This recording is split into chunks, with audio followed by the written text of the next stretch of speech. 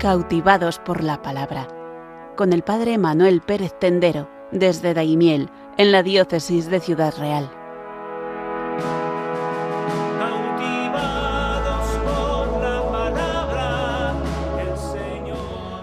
Os saludamos un programa más desde Daimiel, en Ciudad Real, en España. Bienvenidos a todos los oyentes de Radio María.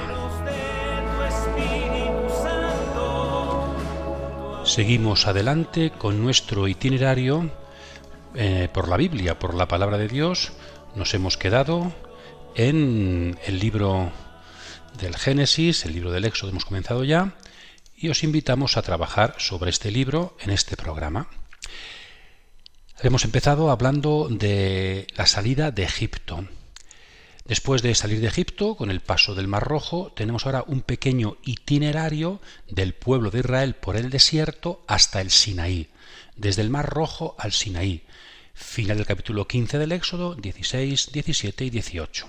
En el 19 llegan al Sinaí y van a estar en el Sinaí todo el resto del Éxodo, todo el libro del Levítico y parte del libro de los Números, hasta el capítulo 10, versículo 10. Y ya a partir de ahí, en Números 10-11, comienza una segunda etapa por el desierto, desde el monte Sinaí hasta las estepas de Moab, que es justo enfrente de la tierra prometida, al otro lado del Jordán, frente a Jericó, donde Moisés va a ver la tierra prometida, pero va a morir allí antes de cruzar.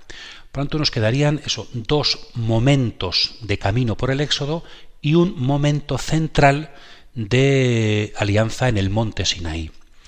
Como ya apuntábamos, decíamos, en el fondo entonces todo el Éxodo, estos 4 libros de la Biblia, Números, Éxodo, Levítico, Números, Levíticos y Deuteronomio, se podrían resumir en 3 grandes temas: la salida de Egipto, que ya hemos trabajado, después la alianza del Sinaí, que es lo que hoy os proponemos, y luego ese doble camino por el desierto antes y después del Sinaí. Además, todos sabemos también que las 3 grandes fiestas de peregrinación de Israel, la Pascua, Pentecostés y los tabernáculos, son memoria de estos 3 acontecimientos fundamentales del Éxodo. La Pascua, cada primavera, es un memorial de la salida de Egipto.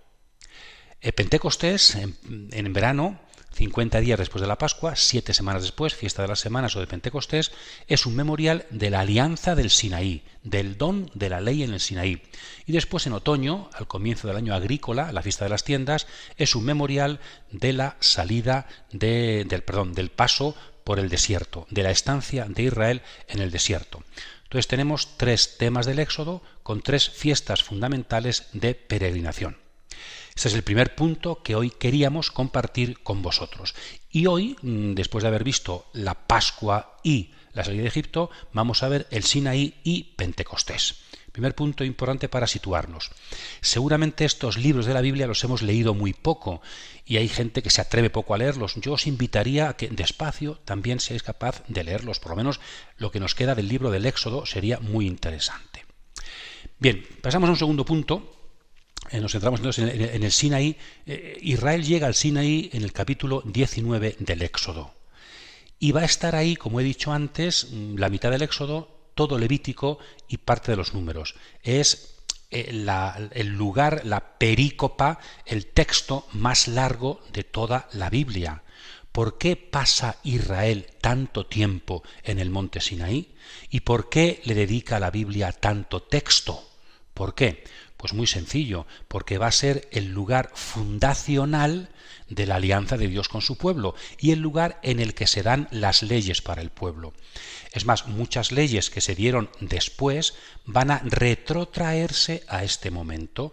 Por eso esta perícopa, este texto del Sinaí, se va a ir engordando con el tiempo, porque todas las leyes de prácticamente todas las épocas van a englosar esta situación, este texto. Como luego veremos, algunas leyes son muy antiguas y otras son más modernas, de algún rey como Josías que las promulgó después, pero quiso retrotraerlas a la época fundacional de Moisés. Por eso tenemos el texto más largo, el acontecimiento más largo de la Biblia, porque abunda de leyes que han sido puestas ahí para significar que es Dios el que las dio a través de Moisés. También un texto muy interesante, una cuestión, reflexión interesante desde mi punto de vista, es que la ley, que ocupa aquí tanto espacio, viene después de la liberación de Egipto, de la salida de Egipto. Creo que sería importante establecer una relación entre liberación y libertad. Israel ha sido liberado de Egipto, de la esclavitud, por parte de Dios, pero ¿es suficiente para ser libres con haber roto las cadenas? ¿Es suficiente no tener amos para ser libres? Según la Biblia, no. Hace falta un segundo momento para poder vivir en libertad. Lo primero, por supuesto, es que no tengamos cadenas, que nadie nos esclavice, que nadie sea dueño de nuestro destino, porque si no podemos elegir nuestro destino no podemos ser libres. Esto es lo que se llamaría, según algún autor, libertad de. Podemos elegir, y eso es fundamental. Eso es típico de la etapa adolescente de la vida, ¿verdad? Tenemos muchas opciones por delante. Ahora bien, no es suficiente con poder elegir. Tenemos, de hecho, que elegir un camino que nos humanice, para lo cual tenemos que renunciar a otros. Sería ser adolescentes toda la vida si nunca decidiéramos. Es que si decido dejo de ser libre. No, todo lo contrario. Si no decido es cuando no soy libre. La capacidad de decidir es la primera etapa de la libertad. Después tengo que elegir un camino humano que me dé libertad. Bueno, pues esto es la ley. Si Dios sacó a Israel de Egipto, le ha dado la primera etapa de la libertad, la liberación. Puedes elegir. Y ahora, ¿la ley qué es? El camino que Dios nos ofrece para que caminemos en libertad, para que podamos vivir una vida plena en alianza con Dios. Entonces ahí vemos las dos etapas, diríamos, de la libertad, ¿verdad? Liberados para vivir en libertad, sacados de Egipto para tener en la ley un camino que nos hace libres caminando junto a Dios. Por tanto, yo creo esta secuencia entre el éxodo, salida, y la alianza en el Sinaí. Bien, pasamos a un tercer punto. Vamos a relacionar aquí ley con alianza. En el Sinaí Dios da la ley, pero también Dios hace alianza con el pueblo. Ya tenemos en la Biblia otras alianzas anteriores. Alianza con la humanidad en Noé, alianza con Abraham, alianza incluso repetida la alianza con otros patriarcas, pero aquí es la primera vez que se hace alianza con el pueblo como tal, por medio de Moisés. ¿Qué relación hay entre la ley y la alianza? Creo que también es importante y a veces le dedicamos poco tiempo a hablar de ello. Para eso, permitidme que empiece hablando un poquito de los textos, de los capítulos, y luego hagamos una reflexión sobre ello. En el capítulo 19 del Éxodo, que os invitamos a leer despacio, Dios hace una propuesta de alianza. ¿Veis cuánta libertad, cuánto respeto por parte de Dios al pueblo, al hombre? Te propongo, después de haberte liberado gratuitamente, tú no merecías nada, no eras mi pueblo, te he liberado gratuitamente, pues ahora te propongo hacer alianza conmigo. Éxodo 19. Después los capítulos 20, 21, 22 y 23 son las leyes. Las leyes, ahí está sobre todo el decálogo, que ahora hablaremos, y lo que se llama el Código de la Alianza, una recopilación muy antigua de leyes. Y después viene otro texto narrativo, que se corresponde con el capítulo 19, Éxodo 24, la ratificación de la alianza.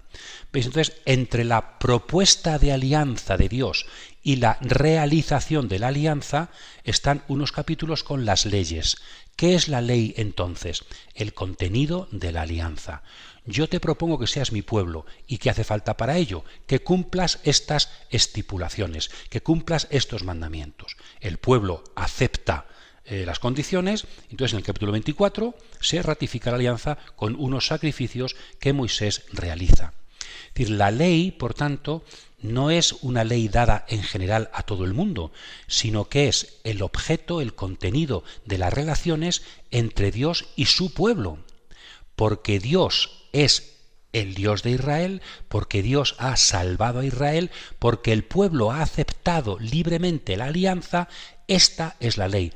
Por tanto, hay una concepción aquí de la ley que no es una carga impuesta desde fuera, sino que es una propuesta de Dios a su pueblo si quieren ser pueblo de su propiedad.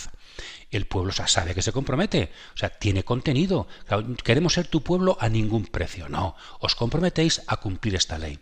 Entonces, la ley como contenido de una alianza hecha en libertad. creo que si repasáramos un poquito este libro del Éxodo desde este punto de vista, tendríamos otro concepto de la ley mucho más interesante, mucho más, como hemos dicho antes, de una ley en libertad. El pueblo acepta y se compromete a cumplir la ley porque Dios le ha propuesto ser su Dios. Hay una mutua pertenencia. Yo seré tu Dios, tú serás mi pueblo.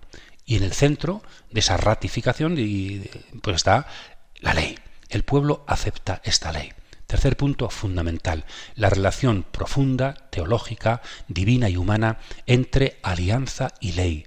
La ley como contenido de una alianza libre entre Dios y su pueblo.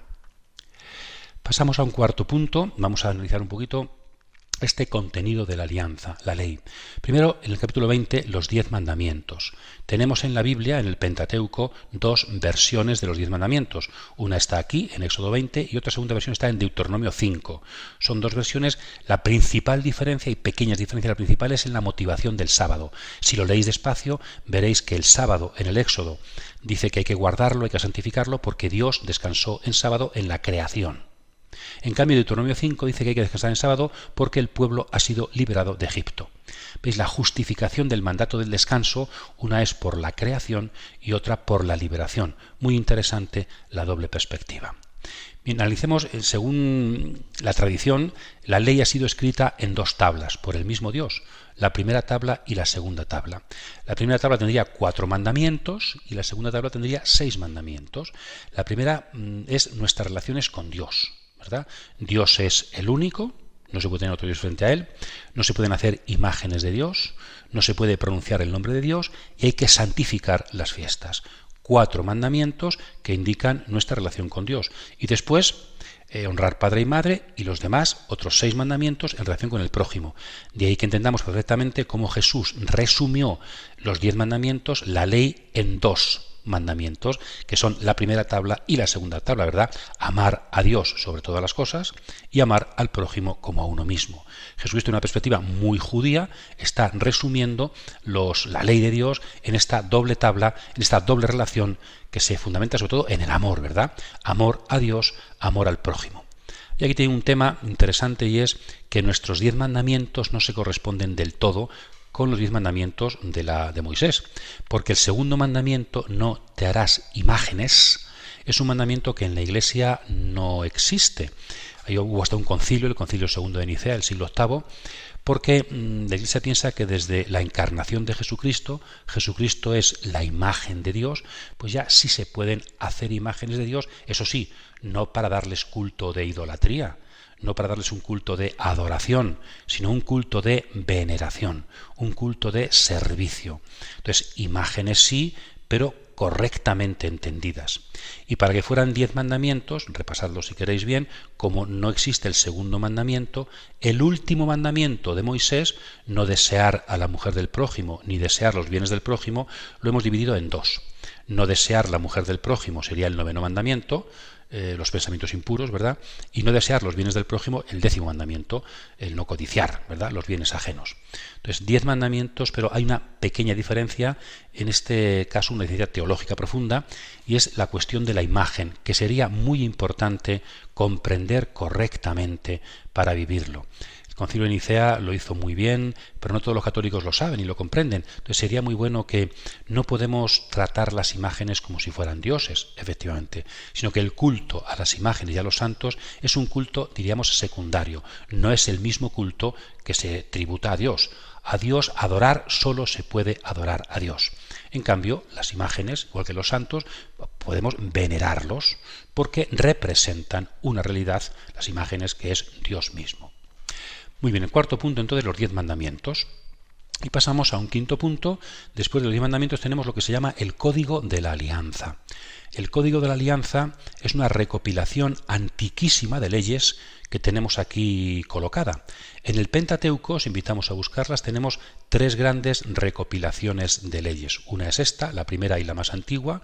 Después tenemos en el libro del Levítico lo que se llama la ley de santidad, los capítulos 17 al 26, una recopilación de leyes en clave sacerdotal, del culto, y luego en Deuteronomio tenemos los capítulos 12 al 26 de Deuteronomio, lo que se llama el Código Deuteronómico. Son 3 leyes de 3 épocas muy diferentes. Y si las comparamos veremos cómo hay diferencias entre ellas. Pero Israel no ha querido perder nada. Cuando se promulgan leyes nuevas no se quitan las anteriores, sino que se siguen añadiendo y podemos así, comparándolas, ver la evolución, diríamos, del derecho israelita. Entonces, el Código de la Alianza. Y aquí, si lo leéis despacio, estos capítulos, pues tenemos que hay sobre todo leyes que tienen que ver con el culto, como los 10 mandamientos también hemos dicho, ¿no? Hay unas leyes que tienen que ver con Dios.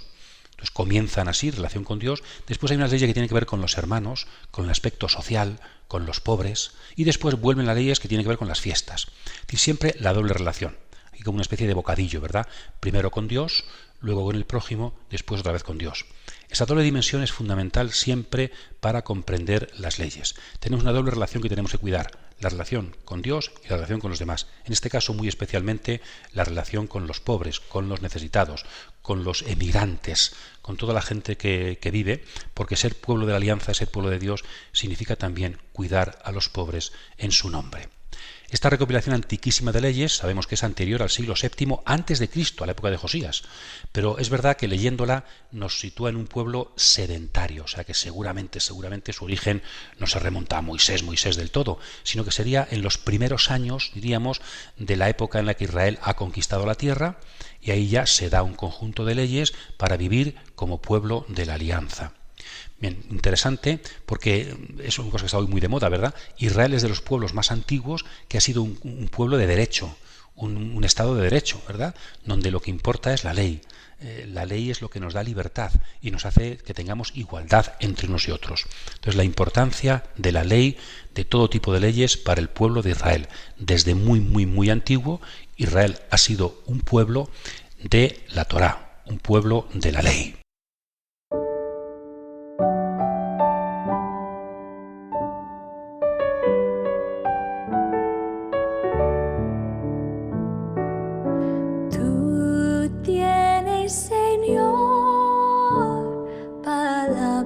De vida eterna, tú tienes, Señor, palabras de vida eterna.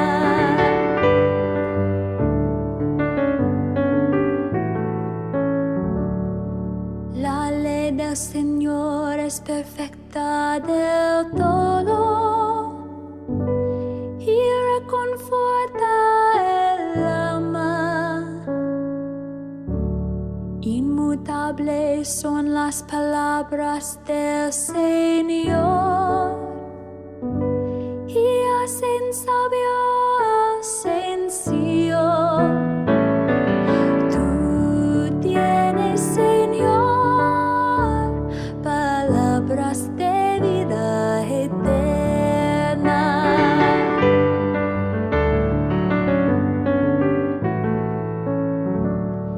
En los mandamientos del Señor hay rectitud y alegría para el corazón. Son luz los preceptos del Señor para alumbrar el camino. Tú tienes, Señor, palabras de vida eterna.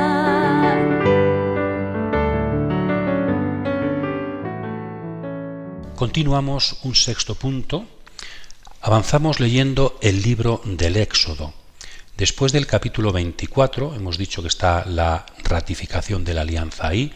En un texto, por cierto, Éxodo 24 tiene muchos referentes en el Nuevo Testamento, ¿verdad? Nos recuerda mucho a la transfiguración, nos recuerda mucho a la Eucaristía, de ahí se cita el texto de las palabras sobre el cáliz, ¿verdad? La sangre, mi sangre de la alianza.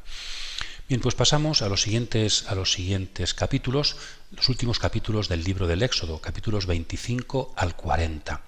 Y aquí también tenemos 3 partes que os invito, si podéis leerlas del todo, pero por lo menos fijaos en ellas como bloques, ¿verdad? 3 bloques, que tienen mucho que ver con lo que anteriormente hemos dicho. Propuesta de alianza, hemos dicho, normas para la alianza, ratificando la alianza. Pues aquí es, capítulos 25 al 31 del Éxodo, normas para la construcción del santuario. Normas para construir el santuario. Un conjunto de leyes, por tanto, de normas. Después, capítulos 32 al 34, ya no son leyes, es un relato. El pecado del pueblo, el becerro de oro, que todo eso suena, y la renovación de la alianza. Esto ya no son normas, sino que es un texto narrativo. Y por fin el tercero vuelve a ser un texto con normas, y es la construcción del santuario. ¿Veis? Pero otra vez en forma también de bocadillo.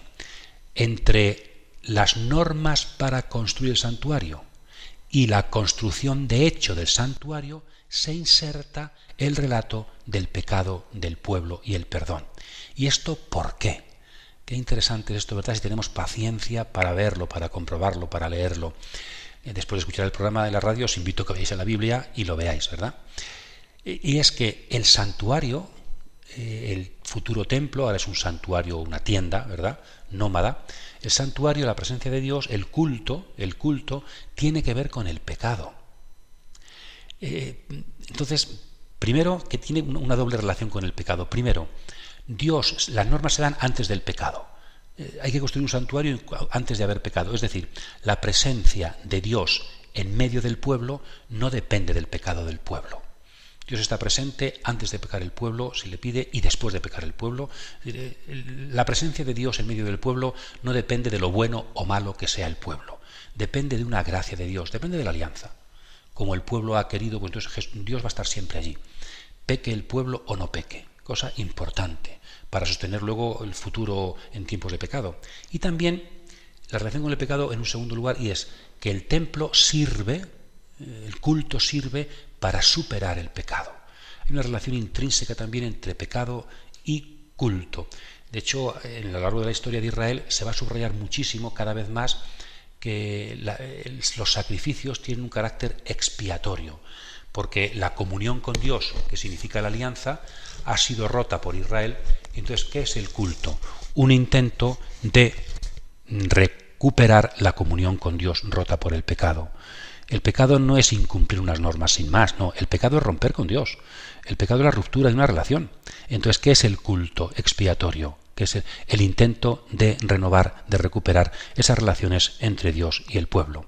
Entonces, en estos capítulos 25 al 40, en 3 bloques, se nos está diciendo de forma general esa relación intrínseca, preciosa, entre culto y pecado contra la alianza. Entonces tenemos aquí entonces 3 temas, ¿verdad?, muy importantes que sería bueno que repasáramos y supiéramos explicar. Relación entre alianza, ley y culto. La ley es el contenido de la alianza que necesita el culto porque Dios está presente para superar el pecado, siempre en medio del pueblo. Hay que conjugar estas 3 dimensiones fundamentales del Sinaí, ¿verdad? En el Sinaí nació, diríamos, todo.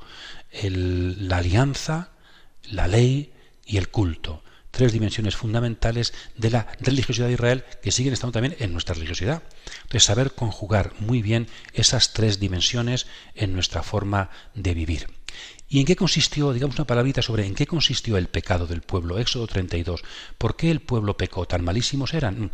Hay un problema, dice el texto, leerlo despacio si queréis, Éxodo 32, cómo Moisés tarda.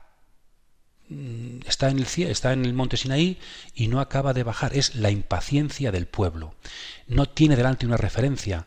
Por tanto, por impaciencia, el pueblo le pide a Aarón, que sí está allí con ellos, el sacerdote, pues mira, hagamos algo. Ya que Dios no habla, ya que Dios tarda en comunicarse con nosotros, hagamos algo. Hagámonos nosotros una imagen de Dios.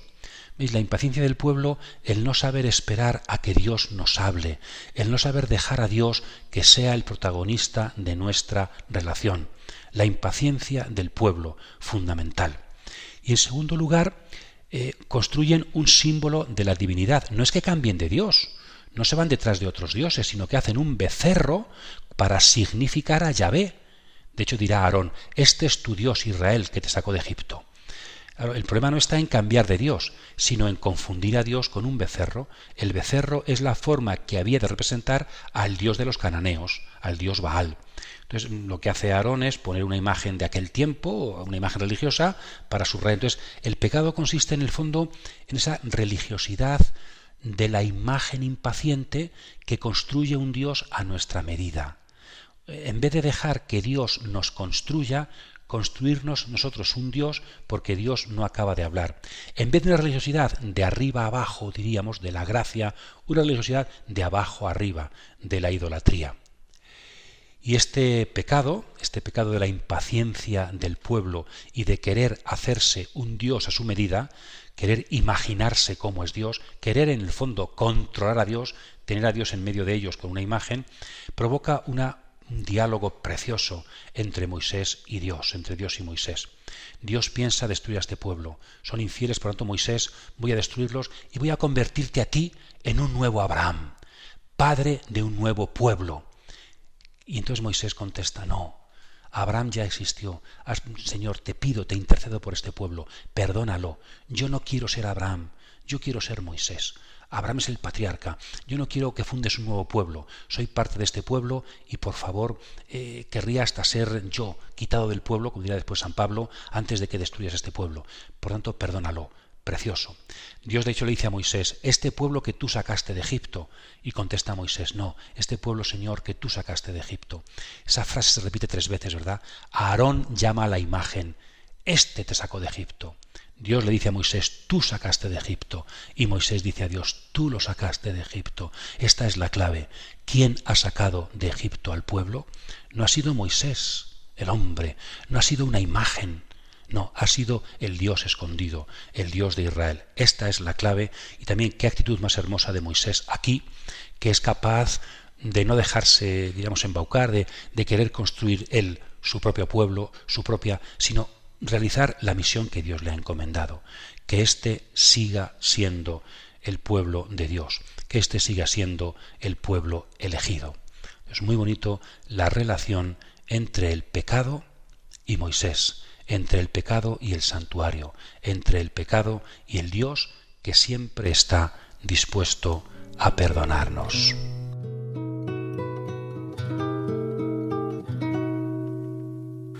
El Señor es compasivo y misericordioso. El Señor es la defensa de mi vida. El Señor es compasivo y misericordioso. El Señor es la defensa de mi vida.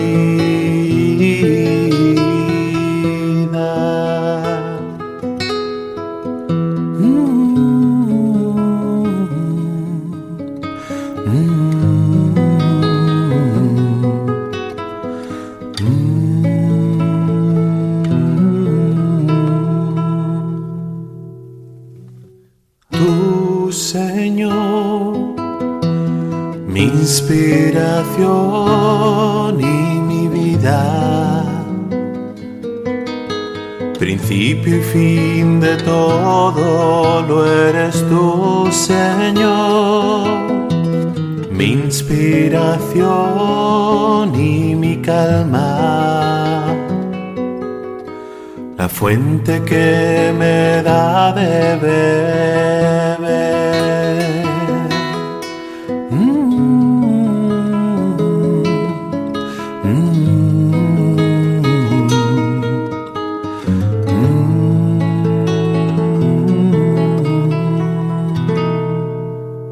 El Señor es compasivo y misericordioso.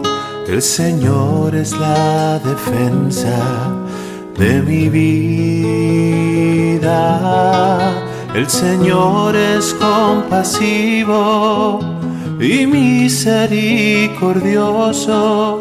El Señor es la defensa de mi vida.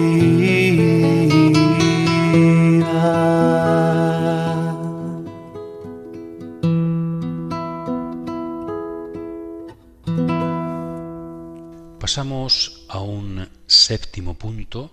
En el capítulo 33 subrayamos un diálogo también precioso entre Moisés y Dios. Moisés le pide muchas cosas a Dios. Le ha pedido en el capítulo 32 que perdone al pueblo, y ahora le pide también: Señor, si somos tu pueblo elegido, ¿en qué se va a notar que somos tu pueblo elegido? No envíes aunque somos pecadores y no lo merecemos, pero no envíes solo a un ángel que camine con nosotros, sino que seas tú en persona el que camine con nosotros. Y eso nos distinguirá de los demás pueblos. Pues efectivamente Dios le concede esa petición a Moisés. Yo caminaré con vosotros y en eso se mostrará que sois el pueblo preferido, el pueblo de la alianza. Nos recuerda esto mucho, ¿verdad?, al final de San Mateo, cuando Jesucristo dice, resucitado: yo estoy con vosotros todos los días hasta el fin del mundo. Entonces Dios le concede esta petición a Moisés de estar siempre presente en el pueblo, de acompañar a Moisés, de no dejar solo a Moisés en la guía del pueblo. En el fondo, ¿quién guía al pueblo? ¿Moisés? No. ¿Quién sacó de Egipto al pueblo? Moisés. No. Es Dios en persona el que se hace presente, ¿verdad? Bien, pero entonces Moisés le pide una cosa más a Dios. Ya que he obtenido tu favor, ya que me concedes lo que pido, ya que tengo tanta intimidad contigo, de hecho nos dice la Biblia, nos dice el Deuteronomio también, y los Números y el Éxodo, que Moisés hablaba con Dios como con un amigo. Y dicen que no ha vuelto a repetirse eso en la historia de Israel. Dios tiene una intimidad con Moisés que no la tiene con nadie. Moisés es el gran profeta, el profeta de los profetas. Dios no se manifiesta a él en sueños, en visiones, sino que habla con él, dice, cara a cara, como con un amigo. La intimidad única de Moisés con Dios. Y entonces Moisés, pues diríamos, se viene arriba, le gusta esto mucho y le hace a Dios una última petición: Señor, déjame ver tu rostro.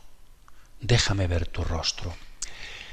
Hay tres encuentros en el Sinaí, podríamos decir, tres principales encuentros de Moisés en el Sinaí. En el capítulo 3 del Éxodo veíamos el encuentro inicial. Dios irrumpe, la zarza ardiente, es la vocación de Moisés. Y ahí Moisés no se atreve a mirar porque no quiere ver el rostro de Dios, se tapa la cara. Después en el capítulo 19 es el encuentro de Moisés con Dios, pero para una alianza, para bien del pueblo. Este tercer encuentro es, diríamos, el deseo místico de Moisés. Moisés, que tiene vocación recibida de Dios, precioso, que es el mediador entre Dios y el pueblo, precioso, diríamos que no se conforma con eso. En el corazón de la misión hay un deseo de ver a Dios. Y ciertamente a estas alturas, ¿no? ¿Por qué? Es decir, de tanto ser enviado de Dios, el hombre de Dios quiere encontrarse con él. Lo principal del llamado, lo principal del apóstol, lo principal del misionero, lo principal del creyente, no es solamente que Dios me envía, sino que en el corazón de la misión, yo como Moisés, se aparece ese deseo de ver a Dios. Porque Dios lo es todo. La misión no es suficiente. Dios es más grande que su misión. Dios es más grande que la tarea que nos encomienda. La clave de toda nuestra religiosidad no está tanto en las cosas que nos manda hacer Dios, las cosas que hacemos en su nombre y por las que nos esforzamos. Lo más importante es Dios mismo en persona. Entonces, por eso, todo creyente y todo apóstol, todo enviado, tarde o temprano tiene un deseo de intimidad con Dios. Si no, es que no ha comprendido bien su misión. La mística, el encuentro íntimo con Dios, no es propio de unos pocos, no es propio del deseo de unos elegidos, sino que aquel que está en las cosas de Dios, si de verdad está en ello, si de verdad comprende la esencia de la misión y de la fe, tarde o temprano le surgirá esta petición: Señor, querría ver tu rostro.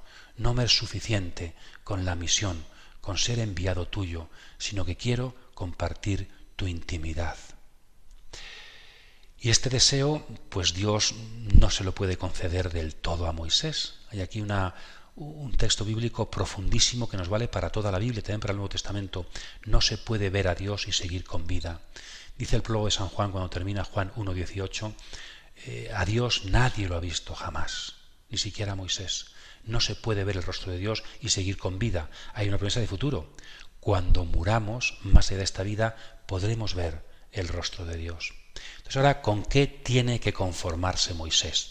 Pues lee el texto despacio, precioso. En primer lugar dice que ante la vista de Moisés pasa toda la bondad de Dios. Podemos ver la bondad de Dios. Algo de esto dice, podemos ver la gloria de Dios.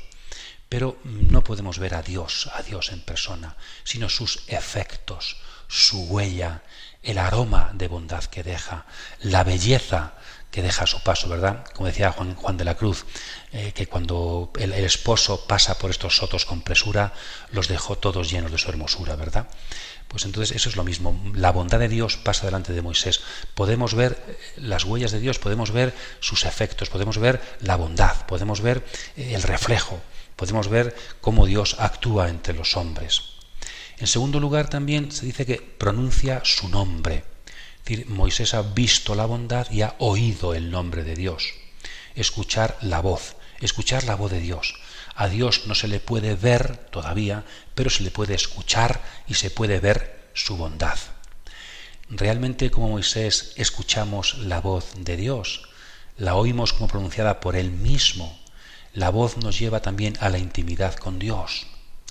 Interesante, ¿verdad? Ver la bondad y escuchar su nombre. Oír a Dios mismo que nos habla. Y en tercer lugar, se nos dice que se ven las espaldas de Dios.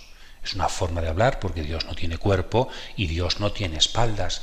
Pero es muy bonito. ¿Qué significa ver las espaldas de Dios? En línea con lo que hemos dicho antes de la gloria de Dios y las huellas y la bondad de Dios.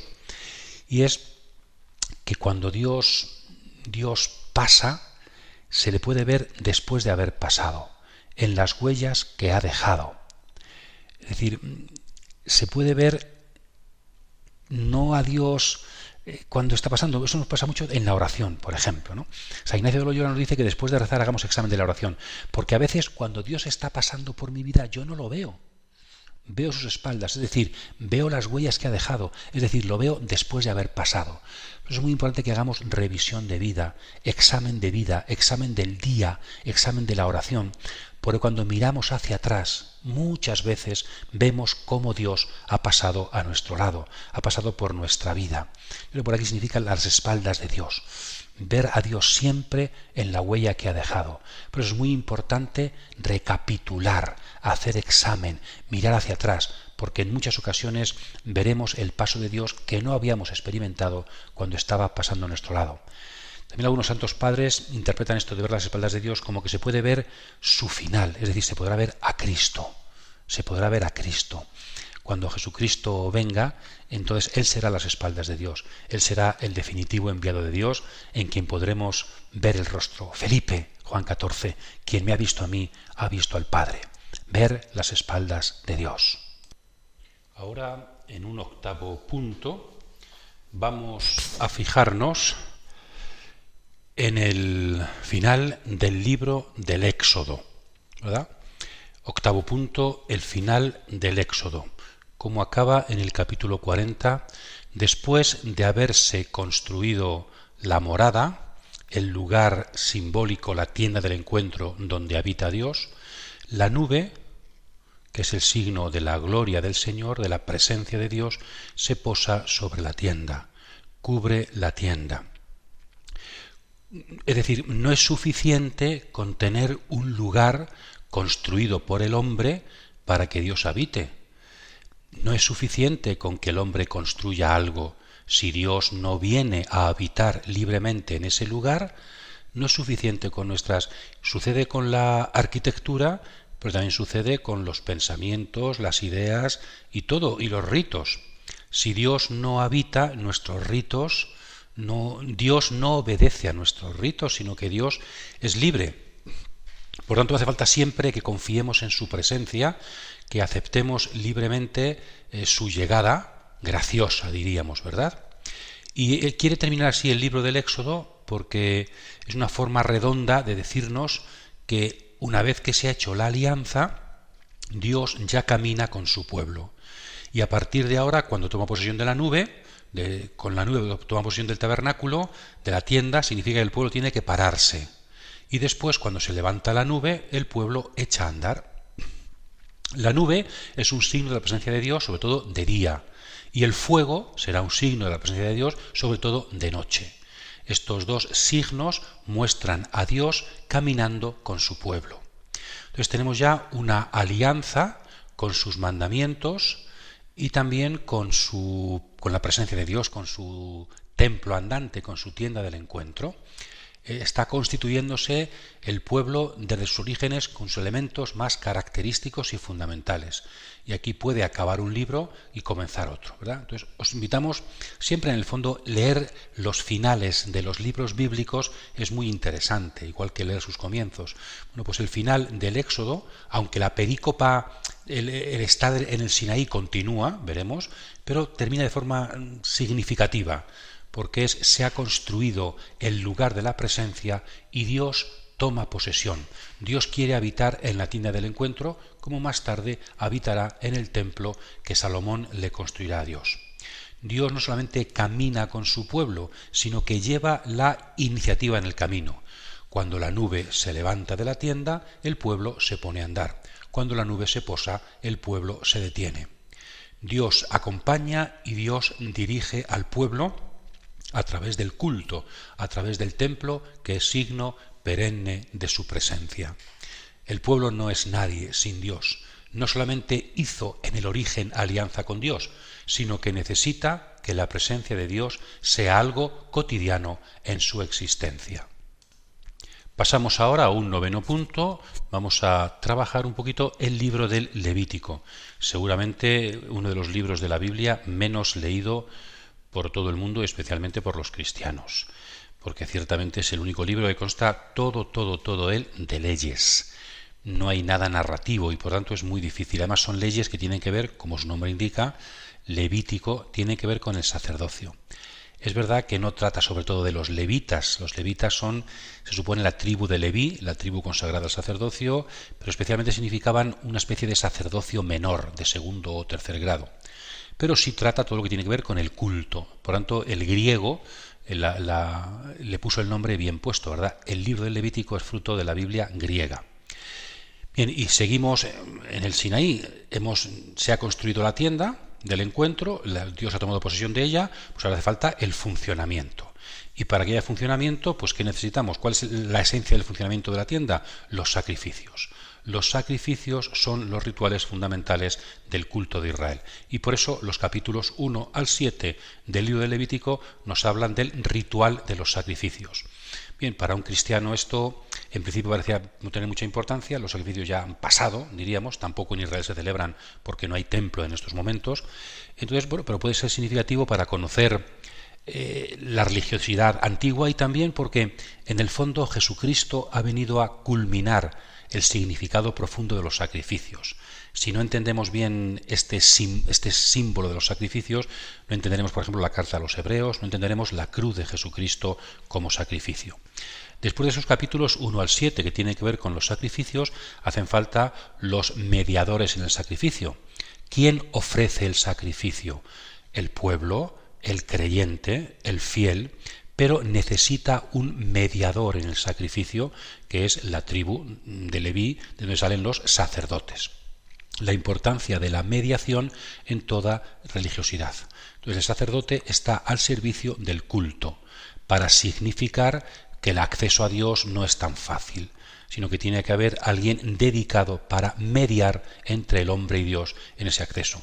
De hecho, tampoco el levita, el sacerdote, va a llegar a Dios, sino que va a ser la víctima la que quemada asciende simbólicamente al cielo, ¿no? Entonces tampoco el sacerdote es lo último es la víctima que se eleva a Dios. Todo un sistema de mediaciones para subrayar la trascendencia de Dios. Entonces, capítulos 8, 9 y 10, la investidura de los sacerdotes. Cómo se llegaba a ser sacerdote. Primero había que pertenecer a la tribu de Leví, pero luego hacía falta un ritual de investidura, que significa sobre todo esto, investidura. La esencia del sacerdote era que fuera revestido de una dignidad, ¿verdad?, al lado de sus hermanos. También había unción, pero había algún sacrificio, pero sobre todo le revisten de unas ropas, ¿verdad?, importantes para significar su dignidad. Con el tiempo, por cierto, en la cruz, Jesucristo desnudado va a ser proclamado sumo sacerdote definitivo. Un ritual completamente nuevo y diferente. Un tercer bloque del libro del Levítico que os invitamos a repasar son los capítulos 11 al 15, la importancia de la pureza. Israel es un pueblo separado.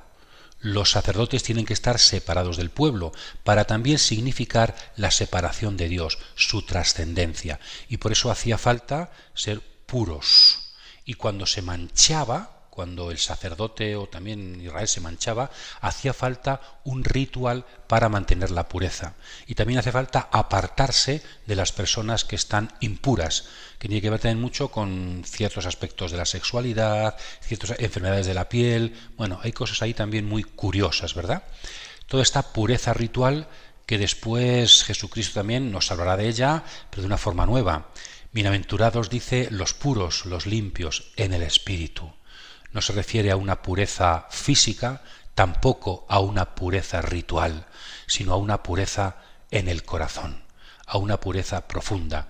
De alguna forma, la pureza ritual del Levítico está adelantando la verdadera pureza que a Dios le importa.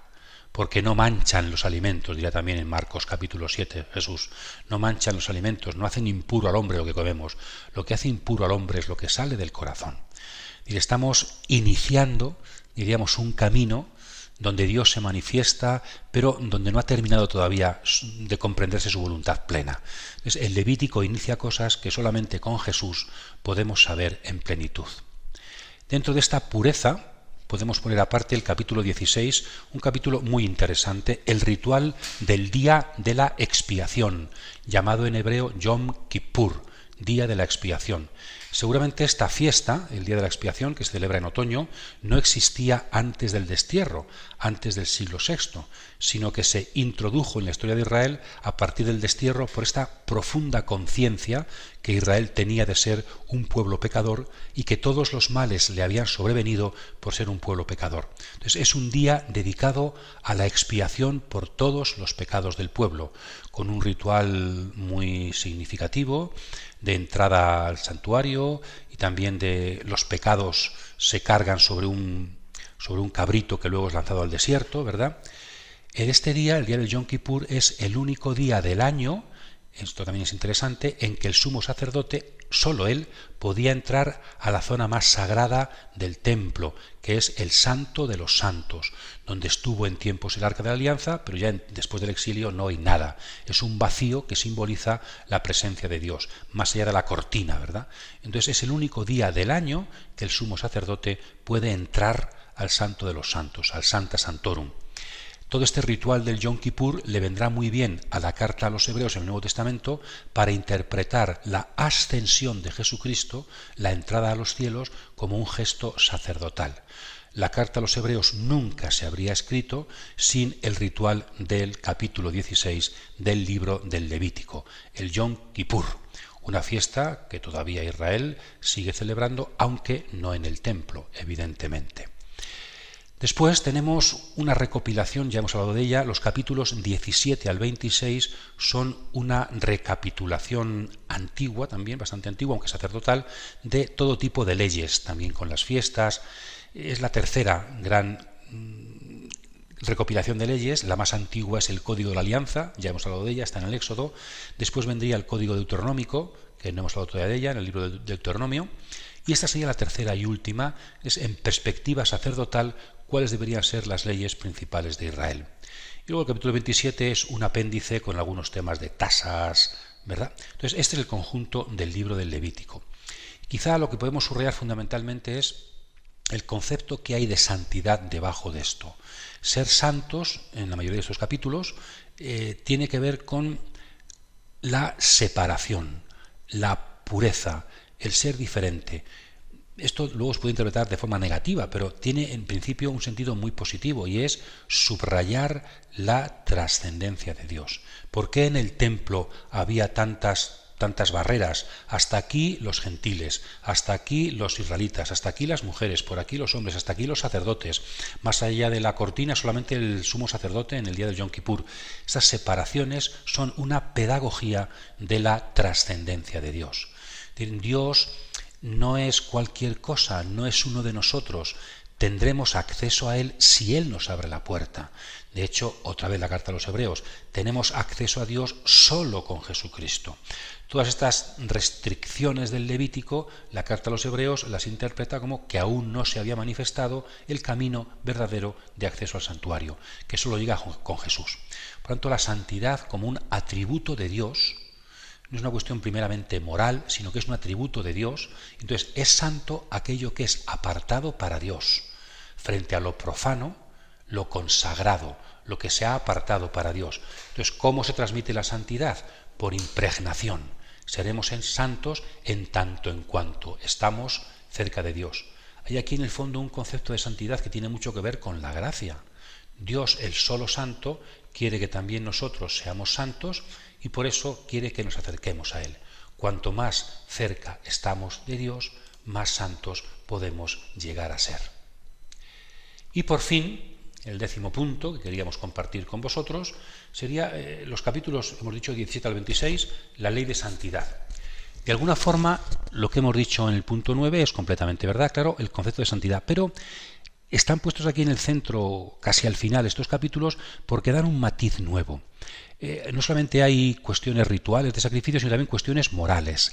Es decir, Israel se da cuenta, los mismos sacerdotes se dan cuenta, que el concepto de santidad sacerdotal por impregnación es fundamental, es primario, pero no es suficiente, porque el ser humano es libre. Entonces, además de acercarse a Dios, además de ofrecer sacrificios, además de consagrarnos, tenemos también que vivir luego éticamente lo que somos. No podremos ser santos solamente si ofrecemos culto. No podremos ser santos solamente si estamos muy cerca del templo. Tenemos también que vivir en lo cotidiano el esfuerzo por el amor. Pues aquí también, no solamente en los profetas, que subrayan mucho esto, sino que en el mismo libro sacerdotal del Levítico ya se nos apunta que la santidad, que es eminentemente consagración a Dios, tiene también que ver con una vida moral que cumple la voluntad de Dios. Y aquí subrayaríamos el capítulo 19, que tiene ese mandamiento fundamental que Jesucristo después utilizó. Amarás a tu prójimo como a ti mismo. Capítulo 19 está justamente en el centro del libro del Levítico. Y el libro del Levítico, como sabéis, está en el centro del Pentateuco, de la Torá. Por tanto, para un judío, ¿cuál sería la esencia, el corazón de la ley? El amor al prójimo. Lo dice San Pablo también. Toda la ley se resume en este mandamiento: amarás a tu prójimo como a ti mismo. Esa conclusión es muy judía, porque está en el corazón, en el centro de la Torá de Moisés, de la ley. Bien, esperemos que tengamos un poco de cariño a estos textos tan difíciles. Esperemos que al menos, si no, aunque no lo podáis leer todo, no sé si tenéis tiempo, pero que podamos acercarnos al menos a que nos suenen los textos, ver los conjuntos y este mundo que parece tan extraño tiene mucho que ver con nosotros. El Nuevo Testamento nunca se habría escrito si no hubiera sido por estas leyes, por este culto, por este concepto también de sacrificio y sacerdocio. Bien, pues somos alianza, pueblo de la alianza, que tenemos una ley que cumplir, que tenemos un templo donde Dios se hace presente y que tenemos unos rituales que cumplir. Después, con Jesucristo, todo esto lo veremos de una forma nueva, pero ya se está apuntando cuáles son las claves de la religiosidad del pueblo. Se fundó fundamentalmente en el monte Sinaí. Ahí Dios, por medio de Moisés, le dio al pueblo todo lo que necesitará para vivir como pueblo de la alianza a lo largo de todas las generaciones. Que el Señor os bendiga a todos en cada rincón que estáis, y ojalá que hasta los textos más desconocidos de la Biblia vayan también cautivándonos y podamos acercarnos a ellos, porque siempre tenemos que aprender de aquella palabra que sigue siendo, en cada detalle, palabra de Dios para nosotros. Que tengáis una feliz semana todos.